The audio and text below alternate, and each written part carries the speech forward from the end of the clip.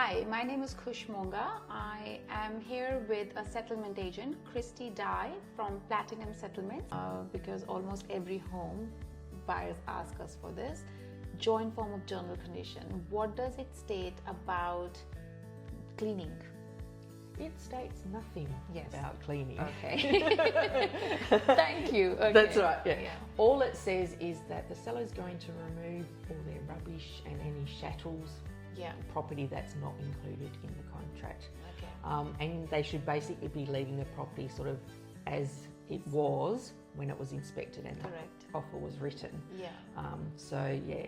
There's no requirement for them to clean Yeah. professionally or even clean themselves really. Yeah. And it can become a grey area. And Yeah. there's no condition really. Yeah, because I've been recommending to a lot of my clients to don't stress too much as long as the house is generally clean, because everybody have different cleaning Yes. standards, and so many times that we have written a condition saying sellers are obligated to professionally clean the property.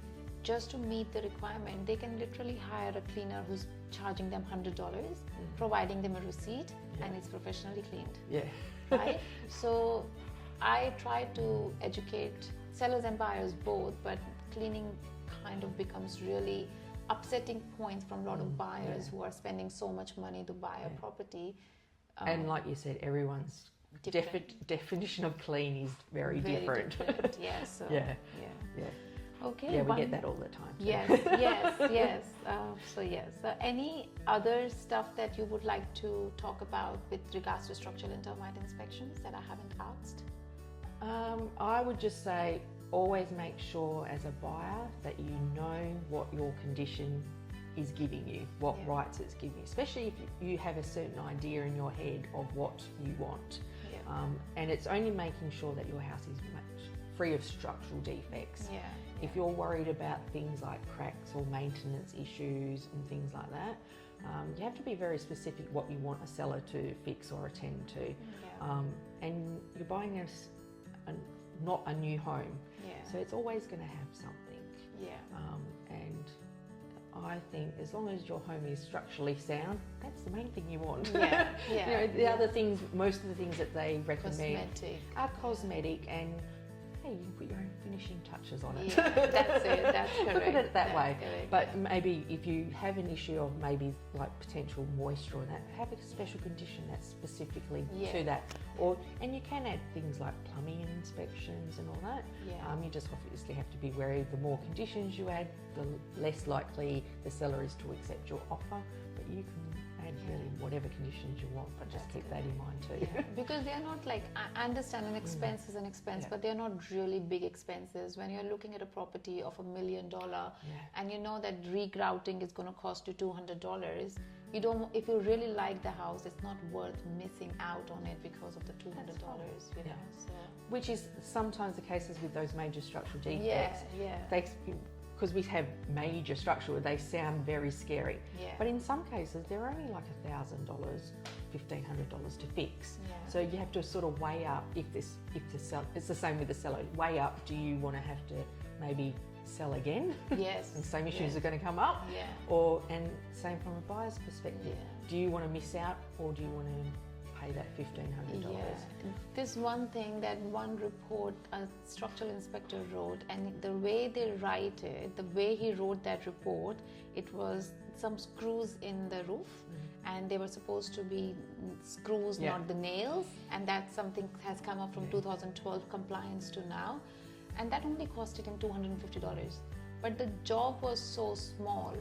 Finding a roof carpenter to come and do that job was like a nightmare. We contacted almost 20 to 25 roof carpenters, and there was no one available to come. It's not worth their time no, or the money that they're going to get. Exactly. And that job was not that major structural issue, but the way it was written on that report, buyer really started worrying about it, and I didn't want to say too much because I don't want buyers to think I'm just trying to sell and settle.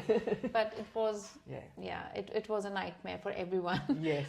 So at least if you do see a major structural inspection, I think have a second opinion, make a phone call. There must be some sort of authorities they can call to find out if it is actually a major structure that needs to be worried about.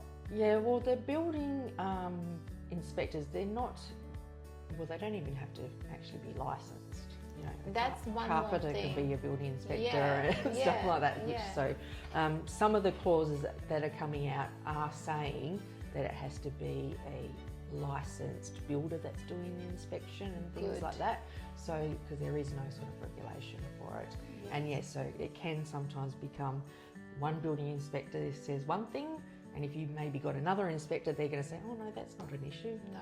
So it's one of those, it can be grey areas, unfortunately. The difference between tenant in common and a joint tenant. Okay, so with a joint tenant, we're mainly looking at if one of those people passes away, the other person is automatically going to get the property under survivorship. Okay. If it's tenants in common, that person's share that has passed away is going to not automatically go to the other person that owns the home. It will go by either their will, or if they don't have a will, the Administration Act. So the person that's still alive could actually have a new owner of half of their property or whatever share they're owning. And also you can change the amounts of shares. So one person could own 90% and the other person can own 10%. And that sort of things for like finance or capital gains, and so it will all be done as per your So joint tenants are 50-50? Yes. Default? Yeah. And it's like you're owning the property jointly. Yes. You own it technically 50-50, but you own 100% of the home together. Yeah. So if there are 3 people, then it's 33, 33, 33. Whether it's 2 people or 3 people, they'll all have equal share of property. Yes. However, tenant in common, you can put a percentage of how much percentage of that ownership you want to assign to that person. Yes, you can either say equal shares, which is it's similar to joint tenants. But obviously when someone passes away, that's how it's dealt with differently than joint tenants. But you can also do 10% and the other 2 have the other 90% between them, or you can have all different shares as long as it adds up to 100%. Yes, because a lot of people do tenant in common for the negative gear or investment properties and stuff like that as well. So depending on who have higher income, they put more percentage so they can claim more deductions. And sometimes people go on as joint tenants because it's their principal place of residence, and then they decide to buy a different place to live in. Yes. But they're going to have that as an investment. Yes. Like you said, they may decide to change the ownership because it's not tax savvy to do it that way. Depending on person's income. This is just coming to me now. So if somebody have a property as a joint tenant and then they change it to tenant in common after settlement, would the stamp duty will apply because the percentage is being changed? So technically, if there's 2 people and you're joint tenants and you're then tenants in common in equal shares, there is no change of tenancy. But if you are changing the tenants, so 90-10, say if you owned it 50-50, that person that's now going to have 90%, you'd be charging stamp duty on that 40% that they are now getting from that other person. And there's no concessions whether you're husband or wife, anything like that.